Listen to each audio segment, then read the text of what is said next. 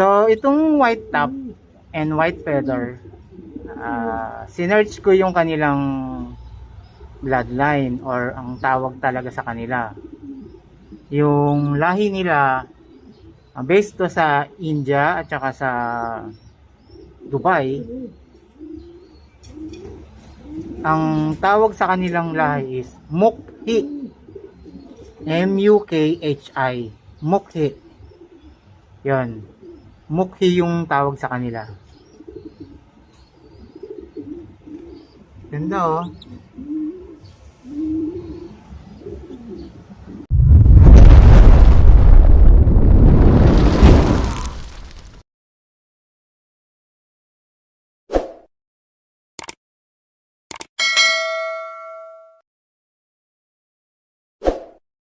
Good morning kalapatid. So, dito na naman po tayo sa ating loob. At nakabisita po tayo. Sisilipin natin sila.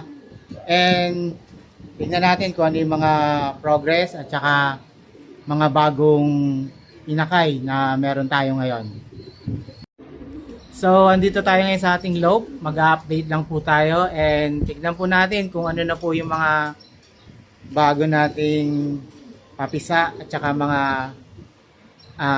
lahi na napisa ngayong month ng June.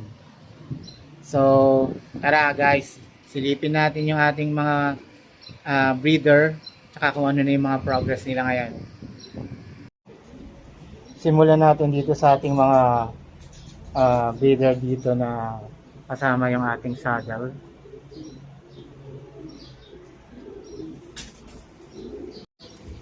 Okay, mayroon na namang bagong itlog ang ating brown at black. Tapos yung kanilang inakay, isa lang yung nakasurvive. Kulay ash gray. Oo nga, ash gray nga. Ganda. Yan. Tapos, tignan natin tong saddle. So, itong ating saddle ay meron na naman po silang bagong itlog. Silipin lang natin. Isa pa lang naman. So, sige. Next day niya baka meron na yan. Yung ating yellow at saka ash gray, ayan. Dalawa yung kanilang napisa. At ang ganda ng kulay. Tingnan nyo. Wow. Diba? Nice. Itong yellow, meron siyang stencil blood, pati itong ating ash gray. Gimpel ang nanay nila pareho. Tapos, ang parents nila, yung cock is, tawag dito, stencil. So, naglabas yung parehong magulang nila ng ganyang kulay. Yan, yung ating cock meron pang spread ng yellow dito sa kanyang dibdib. So, yan. Gimpel stencil yan. Pati yung yellow, gimpel stencil din yung parents niya. So, ito na yung kanilang dalawang napisa. Itong ating white and red, meron silang isang itlog. Ayan. Si Lolita naman, itong ating si Lolita, pinaros natin sa red bar na yan. Tignan natin kung ano magiging result. Pareho silang pearl eye. Kaya pinaris natin. Preparation natin yan for racing breeding natin. Okay, so i-next natin itong double cage. May nag-start tayo mag-breed nagparis ng Homer at saka stencil. So yung cock natin yung stencil, yung hen natin yung Homer. Ayan. Heart shape pa yung tuka at saka ilong nitong ating Homer. Yung first nilang egg is yun. Isa lang yung kanilang naging itlog, tapos ito yung kanyang naging nakay. Yan. So, ito yung mix nila. Nagkakaroon kakaroon na tayo ng stencil na Homer. Yan, yung pakpak niya, buti na lang nakuha yung pattern sa tatay. Yan. Ang ganda ng pakpak. So, nakuha sa tatay. Good job. Yan.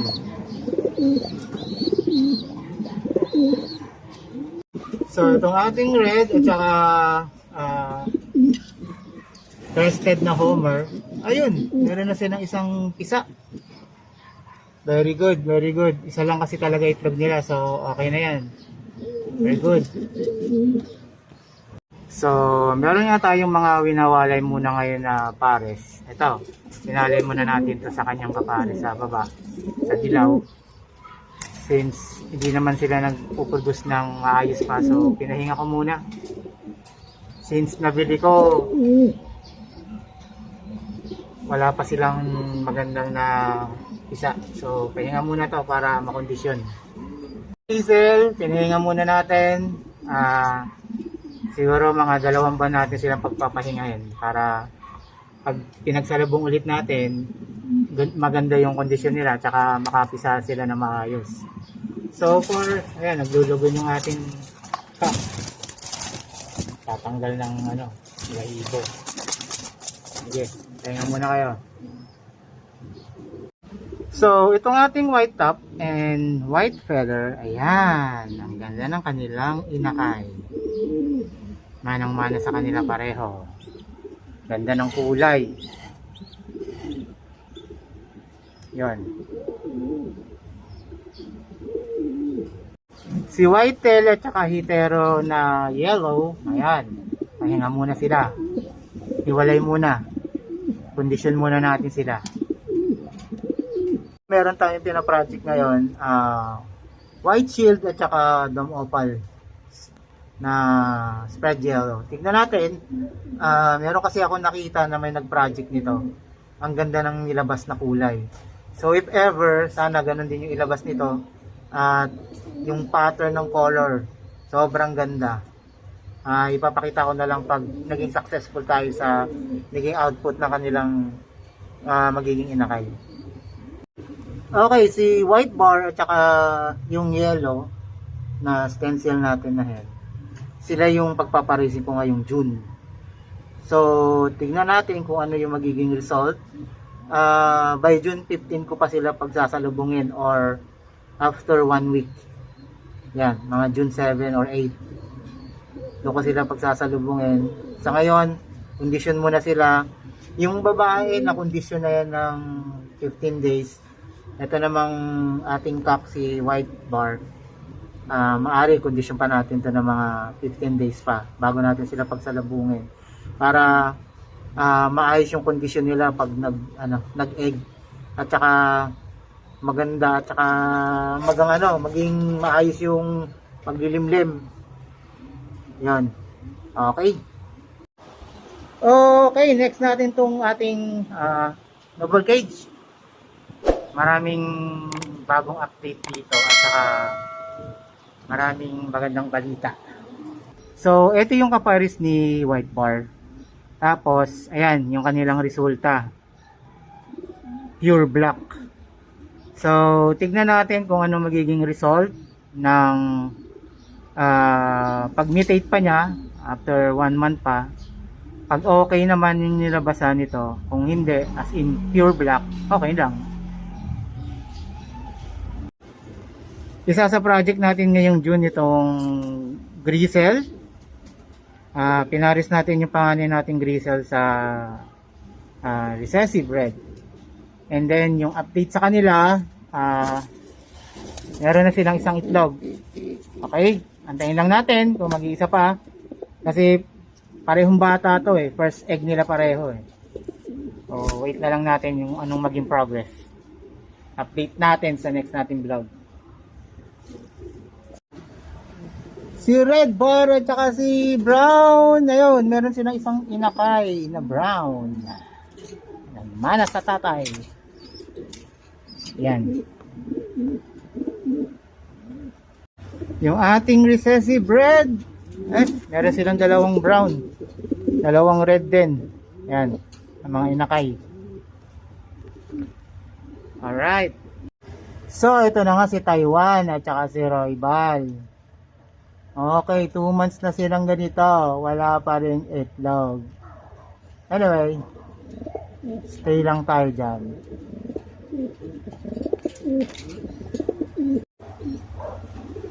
Itong ating Borga, ayan. Ang laki ng kanilang isang inakay. First egg nila as pair.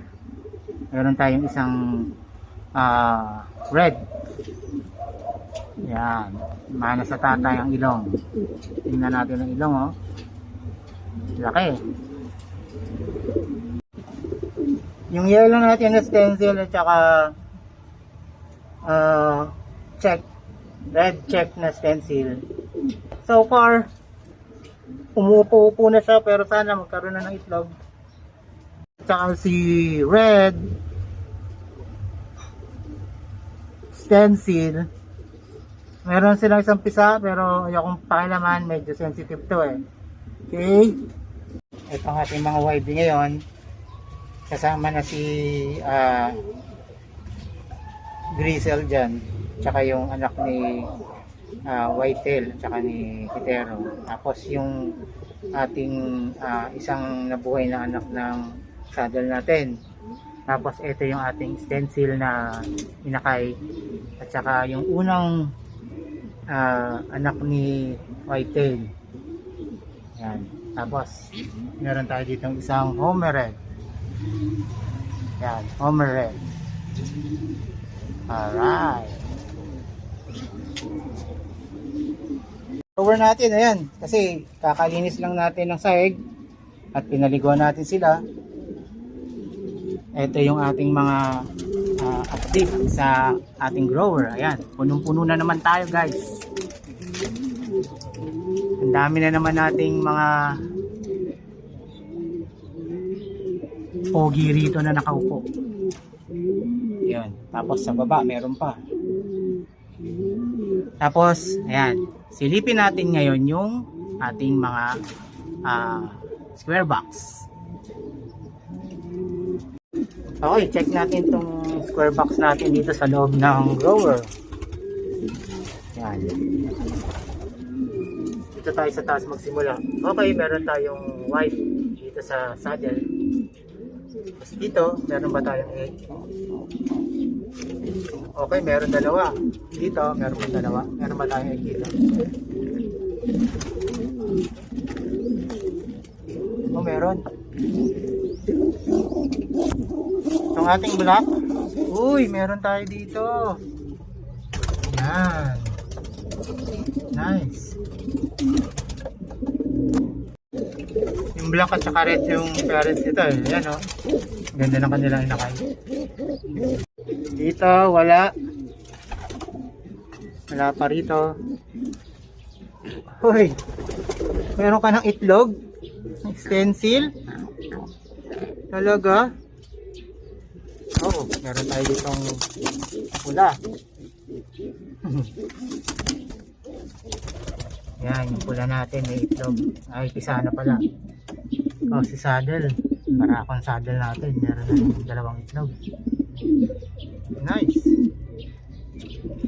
Sa baba, wala. Walang mga itlog. Ayan. So, as of the moment, ito na yung ating mga grower. Yan.